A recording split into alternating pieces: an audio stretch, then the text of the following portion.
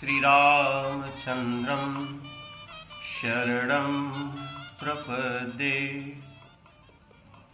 श्रीरामदूतं शरणं प्रपद्ये। ॐ श्री गुरुवे नमः। ॐ श्री हनुमते नमः।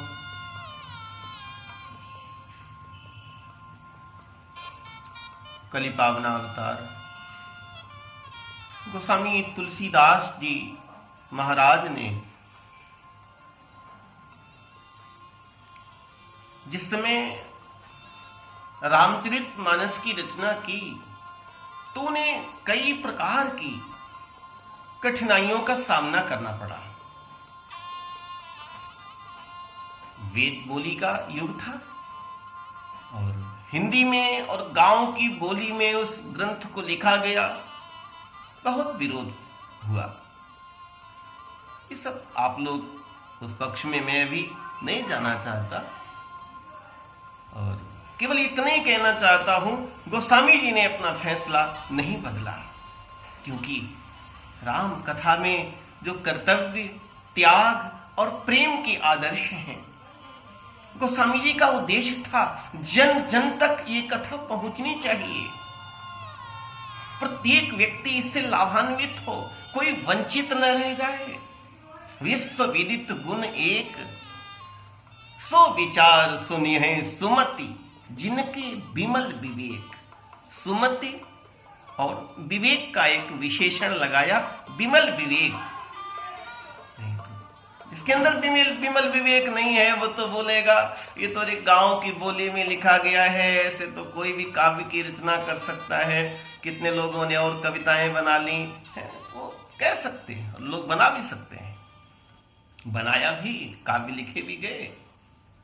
गोस्वामी जी ने जो कर्तव्य, त्याग और प्रेम का आदर्श था उसको विश्व तक पहुंचाना चाहा। गोस्वामी जी का ये प्रकाश केवल कोई निश्चित आर्यावर्त की सीमाओं को स्पर्श नहीं करता है, ये तो दुनिया के कोने कोने तक, घर घर तक, जन जन तक जाने का संकल्प है। विश्व विदित गुण एक, विश्व विदित गुण है इसका।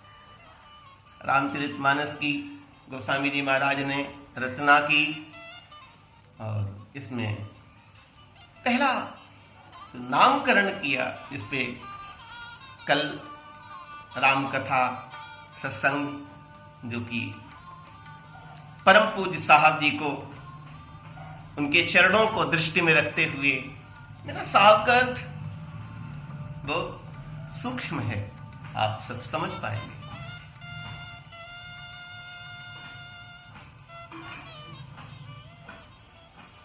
हमें हमारे एक सत्संगी भाई ने बड़ा अच्छा विनोद लिखा और उसमें उन्होंने लिखा कि वो बैंक में बेटा नौकरी करता है और उसने कहा कि ये साहब शब्द का हम बहुत प्रयोग करते हैं, हम किसी अधिकारी को देखते हैं तो उससे साहब बोलते हैं, उसको अच्छा लगता है, लेकिन हम अपने साहब को याद करके बोलते हैं। हमने कहा वो ठीक बात है, उसमें भी अपने साहब को देख लो।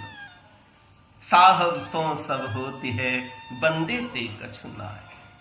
कहीं से कोई श्रेष्ठ तत्व प्राप्त हो जाए, मान लेना कि ये आपके गुरु की आपके ऊपर करुणा हो गई है।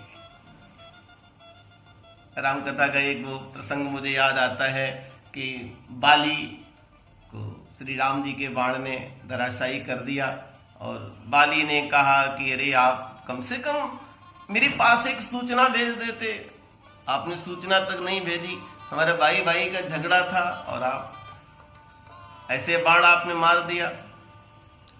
तो प्रभु ने कहा नहीं, मैंने सूचना भेजी थी, पर तूने अहंकार की पर्दे के कारण, अभिमान की परतों के कारण तूने उस पर ध्यान नहीं दिया। नारी सिखावन करेशी न काना, मूढ़ तो ये अतिशय अभिमाना। नारी सिखावन, तेरी पत्नी तुझे उपदेश करती रही और तूने उस उपदेश को नहीं माना। पत्नी कह रही थी, सुन पति जिनई मिले सुग्रीवा, ते दो बंधु अतुल बल सेवा। सब कुछ कहा, फिर भी तूने उस बात को गौर नहीं किया।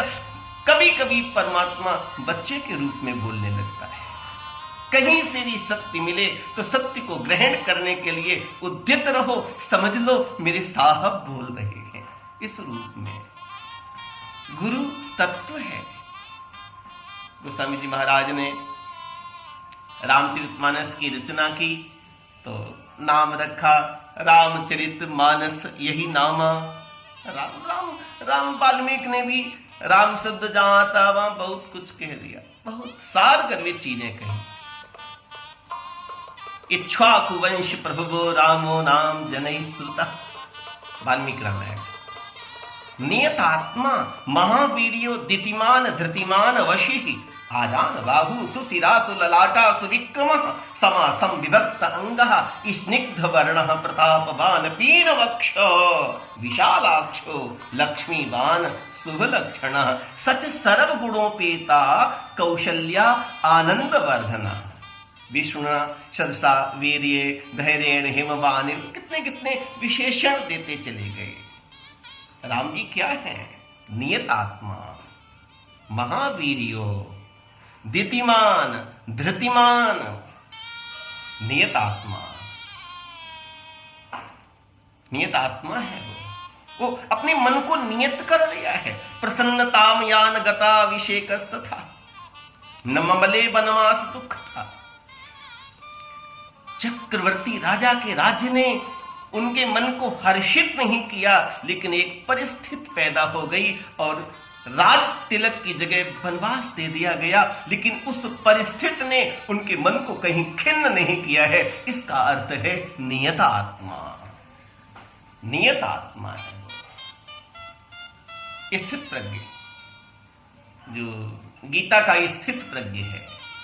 प्रजहाति यदा कामान सर्वान पार्थ मनोगतान, आत्मन्येव आत्मनः तुष्टः स्थित प्रज्ञस्तदोच्यते। मनोगत कामनाओं का त्याग कर दिया, कोई कामना नहीं। मन को शांत करने का संकल्पो विकल्पो मनः।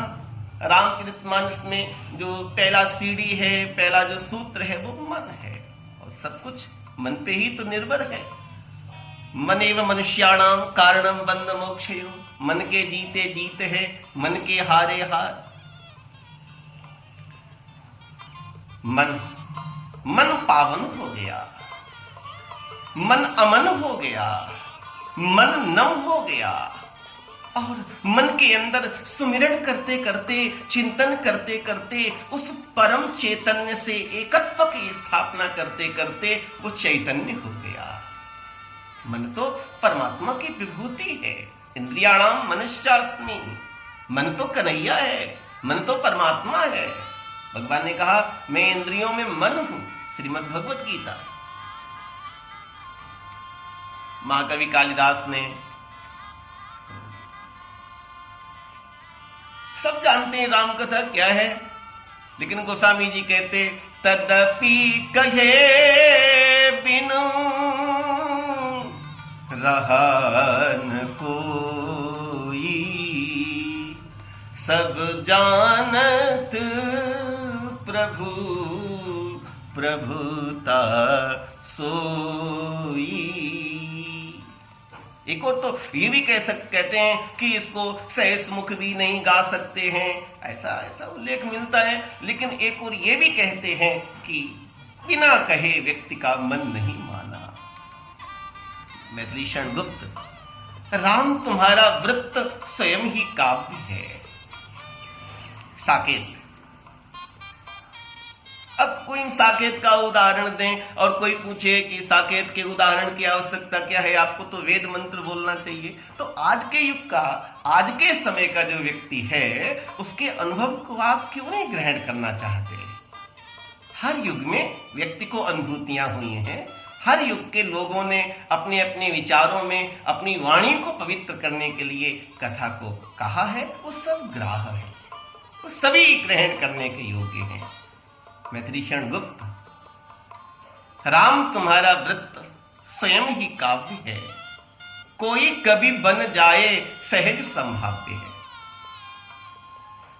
संस्कृत के काल में महाकवि कालिदास ने 7वीं शताब्दी, वो तो देखो ये तो विद्वानों का विषय है, मैं कोई वक्ता प्रवक्ता विद्वान नहीं हूं। हमें तो जो साहब जी के चरणों में बैठ करके जो प्रसादी मिली है तो आप सबके सामने बड़ी विनम्रता से रख रहा हूं। उसमें जो अच्छा लगे वो साहब की कृपा है, उसमें जो कमियां रह जाएं वो मेरा मानवीय स्वभाव है। उसमें सार सार को सुधीजन ग्रहण कर लें और जो उसमें थोथा लगे उसमें जो बालक कह तो तरी बाता, सुनई मुदित मन पितु और माता। बच्चे की एक बोली समझ करके उसको ग्रहण न करें, अपना उसमें समय बर्बाद न करें, सारतत्व को उसका ग्रहण कर लें। तो मन पावन कैसे होगा? तो मन पावन होने का तरीका है मन नम हो जाए, किसी की याद में मन नम हो जाए, मन गीला हो जाए, उसे याद करते करते मन उसमें इतना लीन हो जाए। जैसे एक प्रमाण में रख रहा हूं सूरदास जी का।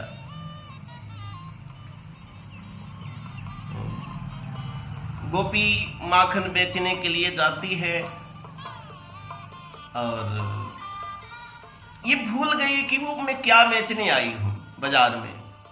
चारों तरफ घूम रही है, कोई पूछता है क्या बेच रही हो, तो वो कहती मैं कृष्ण को बेच रही हूं, गोपाल को बेच रही हूं। लीहेरी गोपाले आली कोई लीहेरी गोपाले, दधिको नाम श्याम सुंदर रस, बिसर गयो ब्रज वाले। ये ब्रज की वाला को कृष्ण के सुमिरन में, कृष्ण के भजन में दही शब्द ही याद नहीं आ रहा है, केवल उसको कृष्ण याद आ रहा है। ये अवस्था मानस की पैदा हो जाए, सी राम में सब जग जाने का भाव इस दृष्टि में पैदा हो जाए, सब में परमात्मा दिखने लगे। जिधर देखता हूं उधर तू ही तू है। वेद मंत्र के अर्थ में कहें तो ईशावास्यम इदम सर्वम यत किंच जगत्याम जगत तेन त्यक्तेन भुंजीथा मां गृधा कश्चित धनम। गोस्वामी जी महाराज ने पहला सूत्र दिया, मन पावन हो जाए। मन पावन होते ही चरित, दूसरा सूत्र है चरित, और तीसरा सूत्र है राम। फिर तो राम दूर ही नहीं, मन चंचलता रहित हो गया और चरित पावन हो गया। तो चरित कैसे पावन होगा? चरित को सुनते सुनते चरित का जो बीजारोपण होगा, चरित जो जीवन में बार बार चरित को सुना जाएगा, रामचरित मानस यही नामा। परम पुनीत इतिहास है ये, सुनहु परम पुनीत इतिहासा, जो सुनि सकल लोक भ्रम नासा। गोस्वामी जी महाराज ने राम की महिमा लिखी, कौन लिखे बिना रह गया। महाकवि कालिदास ने भी लेखनी उठाई, रघुवंश महाकाव्य लिखा। सो अहम आजन्म शुद्धानाम अफलोदयी कर्मणाम आसमुद्र क्षितीशानाम अनाकरथ वर्तमनाम, यथा वीर आहुत अग्निनाम, यथा कामार्चित अर्थिनाम, यथा अपराध दंडानाम, यथा काल प्रबोधिनाम, त्यागाय समृद्ध अर्थानाम, सत्याय मितभाषिणाम, यशसे विजिगीषुणाम प्रजाये ग्रह मेधिनाम, रघुराम अनवाहम वक्षे तन वाक्य विभवोपिशन तद गुणै कर्णम आगत्य चाफलाहि प्रणोदितः। इतने उनके गुण हैं कि मुझे विवश कर दिया है राम कथा कहने के लिए। कर्तव्य, त्याग और प्रेम के जो आदर्श राम कथा ने दिखाए हैं वो घर घर तक पहुंचने चाहिए, जन जन तक पहुंचने चाहिए। इसके लिए कोई जाति, कोई वर्ग, कोई सीमा नहीं है, क्योंकि राम अनंत है, उसकी कथा का क्षेत्र भी अनंत है, उनके गुण अनंत हैं। राम अनंत, अनंत गुण अमित कथा विस्तार, सुनि आचरज न माने हैं जिनके विमल विचार। अनंत है कथा। गोस्वामी जी महाराज ने, किसी को लग रहा था कथा प्रारंभ करेंगे तो राम से प्रारंभ करेंगे, किसी को लग रहा था अपने गुरु भगवान परम पूज्य नरहरि दादा को याद करके, किसी को लग रहा था मंगल मूर्ति को याद करेंगे। पर गोस्वामी जी ने जब ग्रंथ का प्रारंभ किया तो पहला शब्द लिखा वर्ड। वर्ड और ग्रंथ को जब पूरा किया, 700 पान लिख दिए, उत्तरकांड लिखा, और तो अंत में शब्द लिखा मानव। इसे तो वर्ण मानव पूरा, अगर पूरा पूरा जैसे गीता को देखेंगे, गीता के प्रथम अध्याय के प्रथम श्लोक का पहला अक्षर लेंगे और 18वें अध्याय के अंतिम श्लोक का अंतिम अक्षर लेंगे तो बनेगा धर्म। धर्म क्षेत्रे कुरुक्षेत्रे संवीता युद्धशवः मामकाः पांडवाश्चैव किम कुर्वत संजय। यत्र योग 18वां अध्याय का अंतिम श्लोक, यत्र योगेश्वरः कृष्णो यत्र पार्थो धनुर्धरः तत्र श्री विद्यो भूतिः ध्रुवा नीतिरमतिर्मम। पूरा ग्रंथ धर्म बनता है। इसी प्रकार से रामचरितमानस के पहले शब्द को लेंगे और उपसंहार के अंतिम शब्द को लेंगे तो शब्द बनेगा वर्ण मानव। 4 वर्णों की व्यवस्था हमारे शास्त्रों में मिलती है। वेद मंत्र में भी ब्राह्मणों से मुखमाशीद बाहु राजन्य कृतः उरूतदश्यद वैश्य पदभ्याम गुंग शूद्रो अजायत। गीता में भी चातुर्वर्ण्यम मया सृष्टम गुणकरम विभागशः। गोस्वामी जी को लगा कि ये वर्ण व्यवस्था वर्ण भेद पैदा कर रही है। जैसे कहीं पर यज्ञ हो रहा है, 4 भाई हैं, 4 भाइयों ने मिलकर के कोई यज्ञ किया। एक भाई को मंत्रोच्चारण करना आता है, तो उन्होंने कहा कि हम मंत्रोच्चारण कर देंगे, संस्कृत आती है हमें, हमने गुरुकुल में पढ़ा है। एक भाई ने कहा कि मैंने अस्त्र शस्त्र विद्या सीखी है, तो उसकी यज्ञशाला की रखवाली हम कर देंगे। एक भाई ने कहा कि मुझे व्यापार क्षेत्र का अध्ययन है, तो सामग्री कैसे आएगी वो हम ले आएंगे। एक भाई ने कहा यज्ञ स्थल को लीपना है, साफ करना है, ये हम कर देंगे। ये चारों भाइयों ने मिलकर के एक ही यज्ञ किया है। एक भाई ने मंत्रोच्चारण कर दिया, एक ने रक्षा कर दी, एक सामग्री को ले आया और एक ने सफाई कर दी। इनके अलग अलग 4 अलग अलग वर्ण दे दिए गए, लेकिन ये वर्ण भेद नहीं था, वर्ण व्यवस्था थी। जब प्रसाद बांटा गया तो सबको एक समान दिया गया। एक व्यक्ति ने मंत्रोच्चारण करके प्रभु को पा लिया और एक व्यक्ति ने यज्ञ की रक्षा करते हुए प्रभु को पा लिया, एक ने सामग्री की व्यवस्था जुटाते हुए प्रभु को पा लिया और एक ने सेवा करते करते प्रभु को पा लिया। ये चारों प्रभु तक पहुंच गए। फिर भी गोस्वामी जी को लगा कि ये वर्ण व्यवस्था वर्ण भेद बन रही है, इसीलिए गोस्वामी जी ने एक नवीन यहां पर क्रांतिकारी कदम उठाया है, जिसमें मानव वर्ण बनाया।